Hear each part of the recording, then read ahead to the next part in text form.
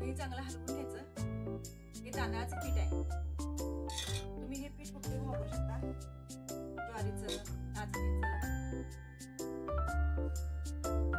पीठ आहे आपण वापरू शकतो.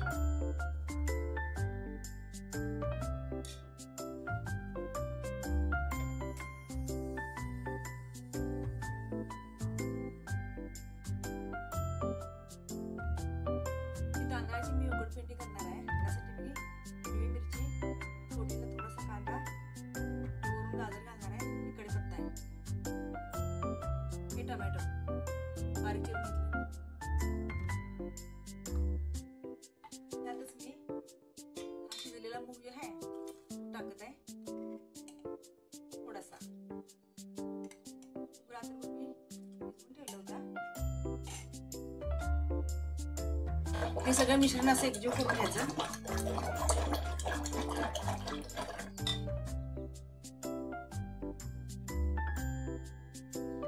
हळद घालते मी.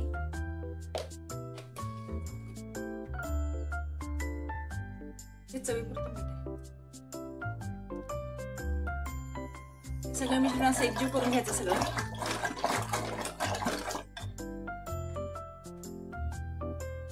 कढई चांगली तापू द्यायची. थोडंसं तेल टाकून घ्यायचं. मोहरी,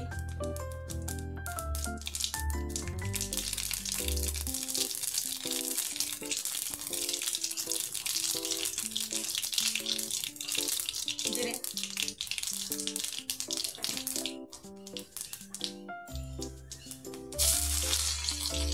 थोडासा कांदा, मिरची, कढीपत्ता,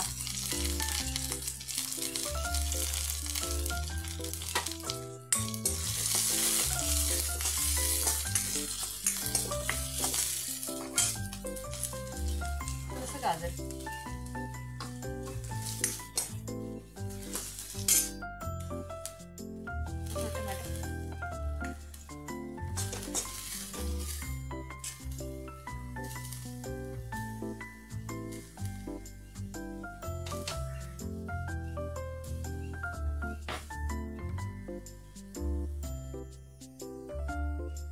हिंग,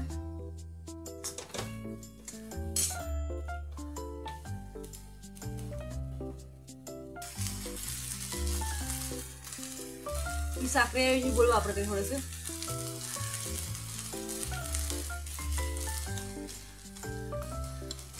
हे चांगला तर कांदा हे चांगलं काय झालं.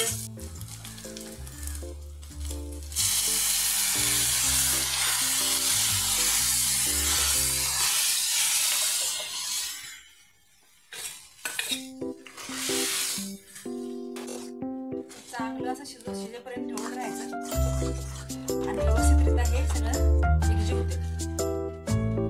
तुम्हाला ज्या भाज्या ऍड करायच्या असतील त्या तुम्ही करू शकता बरं का. त्यामुळे काय होतं तर थोडंसं हे हेल्दी होतं.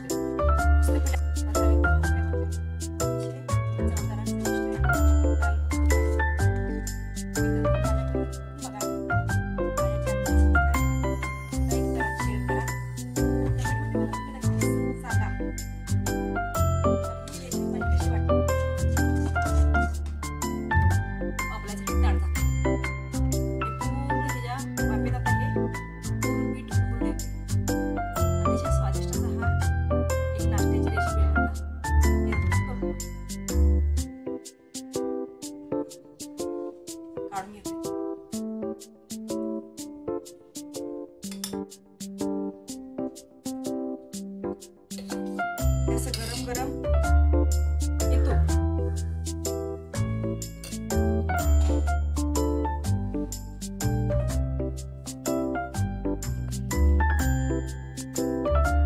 अशी ही खाण्यासाठी तयार. मी मुगाला का नाही 2 शिट्या काढून घेतल्या त्या बरं का. मूग मी रात्रीचं भिजत टाकलं होता स्वच्छ पाण्याने धुवून आणि मग मी आता हे ह्यात घालायच्या अगोदर त्याला 2 शिट्या काढल्या होत्या.